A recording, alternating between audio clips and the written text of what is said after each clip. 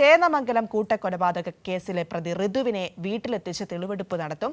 കുറ്റപത്രം വേഗത്തിൽ സമർപ്പിക്കാൻ പോലീസ്. വിവരങ്ങളുമായി കൊച്ചിയിൽ നിന്നും അമൽനാഥ് ആണ് ചേരുന്നത്. Amalnath, good morning. എന്താണ് ഈ സംഭവവുമായി ബന്ധപ്പെട്ടുള്ള ഏറ്റവും പുതിയ വിവരങ്ങൾ? ഈ പ്രതിയിലേക്ക് കൂടുതൽ കേന്ദ്രീകരിച്ചുള്ള അന്വേഷണമാണ് നടക്കുന്നത്.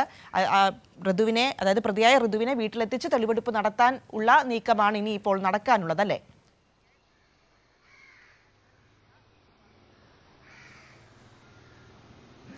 പ്രിയ, തീർച്ചയായും ഈ ഒരു കേസുമായി ബന്ധപ്പെട്ട് അടുത്ത നടപടി എന്ന് പറയുന്നത് പ്രതിയായ ഋതുവിനെ വീട്ടിലെത്തിച്ച് തെളിവെടുപ്പ് നടത്തുക എന്നുള്ളത് തന്നെയാണ്. പക്ഷേ അതിൽ ഏറ്റവും പ്രയാസപ്പെടുത്തുന്ന ഒരു കാര്യം എന്ന് പറഞ്ഞാൽ സുരക്ഷാ പ്രശ്നങ്ങൾ തന്നെയാണ്.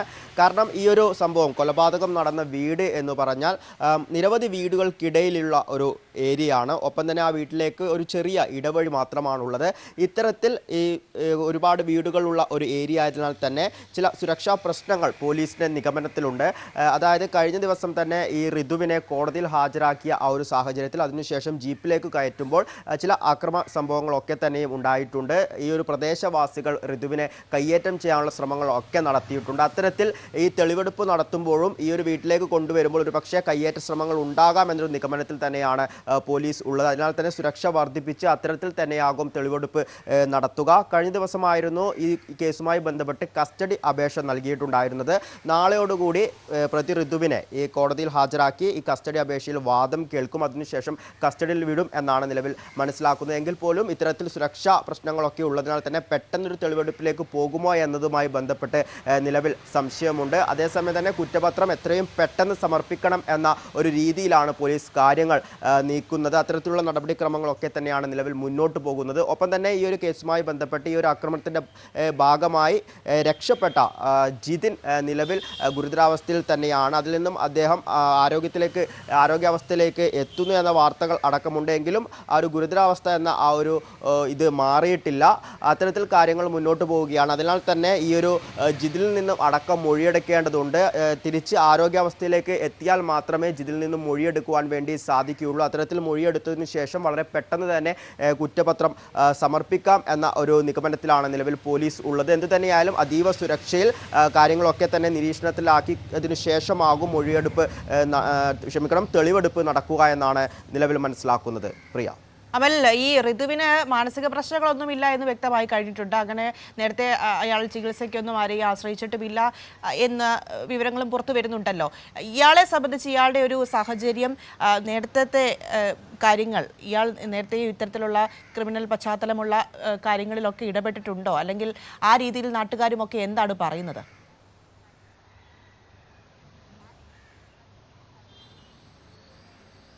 പ്രിയ, ഈ കേസുമായി ബന്ധപ്പെട്ട്, അതായത് ഈ ഒരു സംഭവം നടന്ന് പിറ്റേ ദിവസം തന്നെ ഡിവൈഎസ്പി പ്രതികരിച്ച ചില കാര്യങ്ങളുണ്ട്. അതായത് ഈ ഒരു കൊലപാതകം നടക്കുന്ന ഈ ഒരു സമയം ഇദ്ദേഹം ഏതെങ്കിലും തരത്തിൽ ഡ്രഗ്സ് ചെയ്തിട്ടുണ്ടോ എന്നൊരു സംശയമായിരുന്നു ഉണ്ടായിരുന്നത്. എന്നാൽ ഇത്തരത്തിൽ പരിശോധനകൾ നടന്ന ആ ഒരു സാഹചര്യത്തിൽ, പ്രത്യേകിച്ച് യൂറിൻ, ബ്ലഡ് ഇവ പരിശോധിച്ച സാഹചര്യത്തിൽ യാതൊരു തരത്തിലുള്ള ഡ്രഗ്സിൻ്റെ അംശവും കണ്ടെത്താൻ വേണ്ടി സാധിച്ചിട്ടില്ല എന്ന് ഡിവൈഎസ്പി വ്യക്തമാക്കിയിട്ടുണ്ടായിരുന്നു.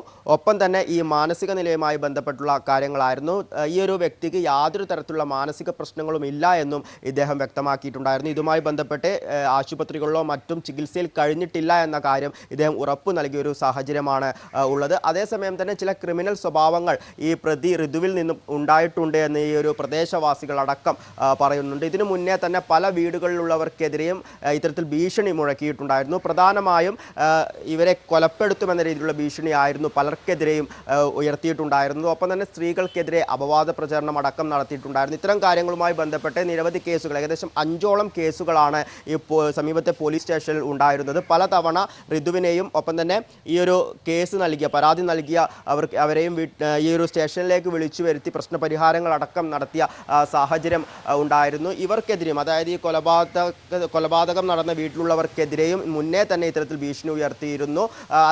അതുമായി ബന്ധപ്പെട്ട് ചില പ്രശ്നപരിഹാരങ്ങൾ അടക്കം നടത്തിയിരുന്നു. എന്നാൽ വളരെ പെട്ടെന്ന്, അതായത് യാതൊരു തരത്തിലുള്ള മുൻപേ ഉള്ള ഒരു വിരോധത്തിൻ്റെ ഒന്നും ഭാഗമായിട്ടല്ല ഇത്തരത്തിലൊരു കൊലപാതകം നടന്നതെന്നാണ് പ്രദേശവാസികളുടെ ഭാഗത്തുനിന്നും അറിയാൻ വേണ്ടി സാധിച്ചത്. അത്തരത്തിലുള്ള വലിയ പ്രശ്നങ്ങളൊന്നും തന്നെ അവിടെ ഉണ്ടായിരുന്നില്ല. വളരെ പെട്ടെന്നൊരു നാടിനെ തന്നെ അത്ഭുതപ്പെടുത്തിയ രീതിയിലായിരുന്നു ഇത്തരത്തിലൊരു കൊലപാതകം നടന്നത്. എന്തായിരുന്നു ഇതിന് പിന്നിലെ വ്യക്തമായ കാരണം എന്ന് ഇനിയും മനസ്സിലാക്കേണ്ടിയിരിക്കുന്നു. എന്തു തന്നെയായാലും മുന്നേ തന്നെ ഇത്തരത്തിൽ ഈ ഒരു പ്രതി അക്രമ സംഭവങ്ങൾ അടക്കം നടത്തിയിട്ടുണ്ട്. 5ഓളം കേസുകൾ ഇദ്ദേഹത്തിനെതിരെ സമീപത്തെ പോലീസ് സ്റ്റേഷനിൽ ഉള്ളതായിട്ടും റിപ്പോർട്ടുകൾ ലഭിച്ചിട്ടുണ്ട്. പ്രിയ.